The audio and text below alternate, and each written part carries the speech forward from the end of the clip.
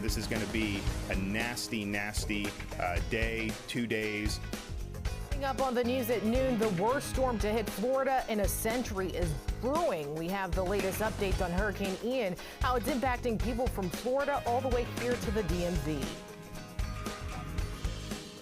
And later, facing the consequences, how a major oversight was uncovered in Fairfax County schools and what the district is now doing to fix it. I've been here 45 years, and this is the first time I left for a storm. The water just really scared me, and as well as the path. It was very confusing, and I didn't want to risk it. Hurricane Ian is just under the threshold for being considered a Category 5 hurricane. Experts say Florida has not seen a storm like it in a century, and they are pushing for people to evacuate. We've seen traffic backed up for miles as families try to evacuate, many leaving sandbags in front of their homes to help with the impact of that storm. Good afternoon. Thank you so much for joining us this noon. I'm Annalisa Gale. Let's get right over to meteorologist Damon Matson now. Damon, what's the latest? This is a developing situation with this fast-moving storm. That's right, Annalisa. Yeah, this storm is a powerful, powerful one, and a dangerous situation is unfolding in Florida as we speak. The latest update that came in at 11 a.m. had wind speeds at 155 miles an hour. Look at the threshold here. 156 is the peak for a Category 4, and then you go to Category 5 at 157. So the wind speeds, yes, this is still considered a Category 4, but no matter what, this is a very dangerous situation, and a lot of damage is likely taking shape in Florida. We'll give you more of the latest on Hurricane Ian coming up here in just a bit. Thanks, Damon. Now let's take a look at the radar versus what we're seeing on the ground in Tampa. This is a live look now at Tampa Bay, Florida. Some of the outer bands of the hurricane are already hitting the region. People who have not evacuated should brace for impact. Thousands of people are leaving Florida for cities that are less likely to flood. But what about the people who have decided to stay? Trevor Sahaki is with our sister station in Newport Richey, Florida, with an inside look now at the shelters trying to protect people left behind. These folks here at the Pasco County Emergency Operations Center are prepared. Just take a quick look behind me. You have a bunch of people out here. They're going to be here throughout the night. They actually have two 12-hour teams that covers 24 hours in total, working to send out alerts and call people on the phone and receive those phone calls as well from everyone. They're ready to help the residents here, even the ones doing that last-minute prep. Lit only by headlights, Pasco County residents make their final preparations for Hurricane Ian. We didn't think this storm was going to be as bad, you know, Florida, so we thought it's just going to go past us. David Turdick and Will Maris filled up about 20 sandbags. They're waiting the storm out. Just staying in, hunkering down, trying to make sure water doesn't get in. I mean, I plastic wrapped the door. That was about it. The two had to revert to Target bags, the county out of sandbags at this location. It's kind of weird that, like, all of the stores are just, like, closed right now. Even Walmart closed. Yeah, never seen Walmart closed in my life. Neither of them live in an evacuation zone, but most people they know are staying. Most people have been staying, as far as I'm aware. Even if they live in the flood zones, they just plan to ride it out as best they can. If you're one of those people, officials want to make sure you're ready.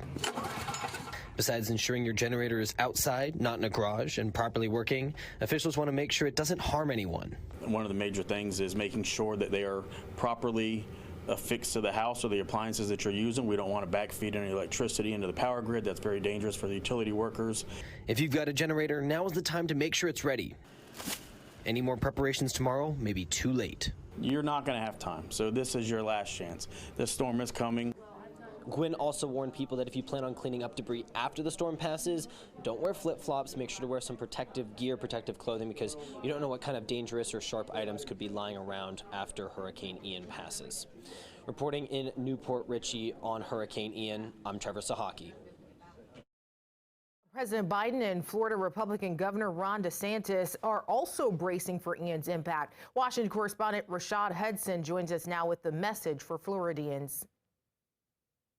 My administration is on alert and in action to help the people of Florida. More than 2 million Floridians are under mandatory or voluntary evacuation orders as Hurricane Ian reaches the southern parts of the state. President Biden says the White House is prepared to provide anything the state may need. We'll be with you every step of the way. We're not going away.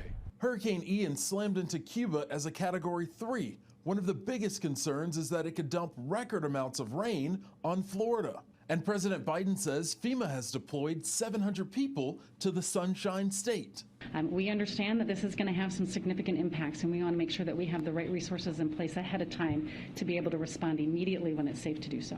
Flights have been canceled and Tampa's airport is now closed. Florida Governor Ron DeSantis says the state is doing everything to make sure people are prepared. But we appreciate everything everybody's been doing across the board, across the state of Florida, to step up. Shad Hudson reporting Hurricane Ian may be mostly impacting Florida, but the storm is having an impact on Washington as well. The committee investigating the January 6 attacks has postponed today's hearing because of Hurricane Ian. The hearing would likely be the final one. However, committee members say the storm takes priority. A new date has not been announced.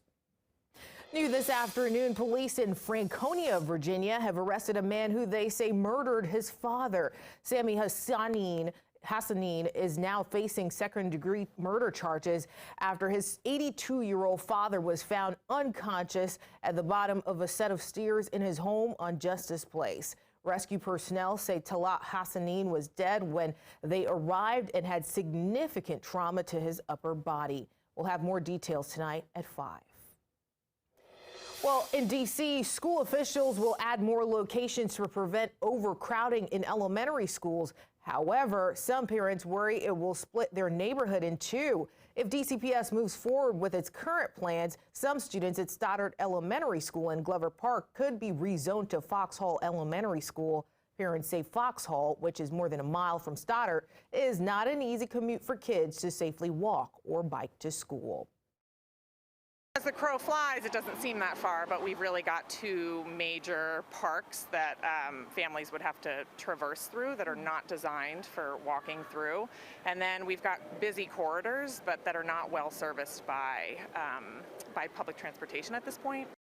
The district council is considering a resolution to address the concern of a longer commute. And in Fairfax County, the superintendent met with families of Glasgow Middle School to share the findings of an independent investigation. That investigation comes after a counselor at the school kept his job even after he was convicted of soliciting a minor for sex. Northern Virginia reporter Max Marcilla has been covering this story since it broke last month.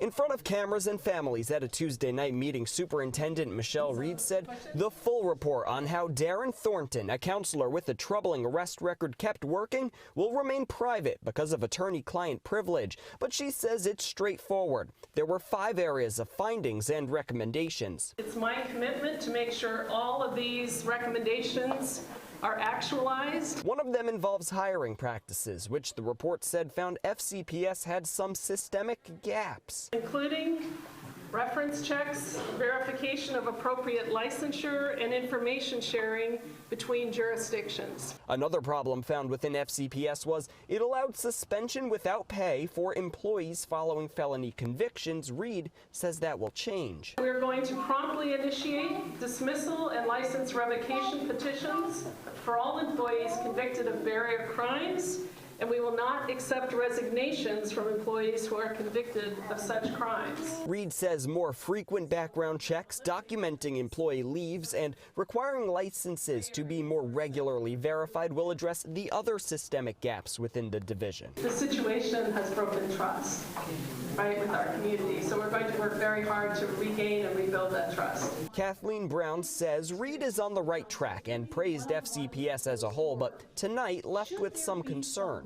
To blithely say, no, this is not happening, it's not going to happen again here, very naive. In addition to wanting the full report released, Brown was wary of private one-on-one sessions between students and counselors happening behind closed doors. Just like when I'm in a doctor's office for a particularly private exam, they have another person come into the room to make sure that, you know, my needs are met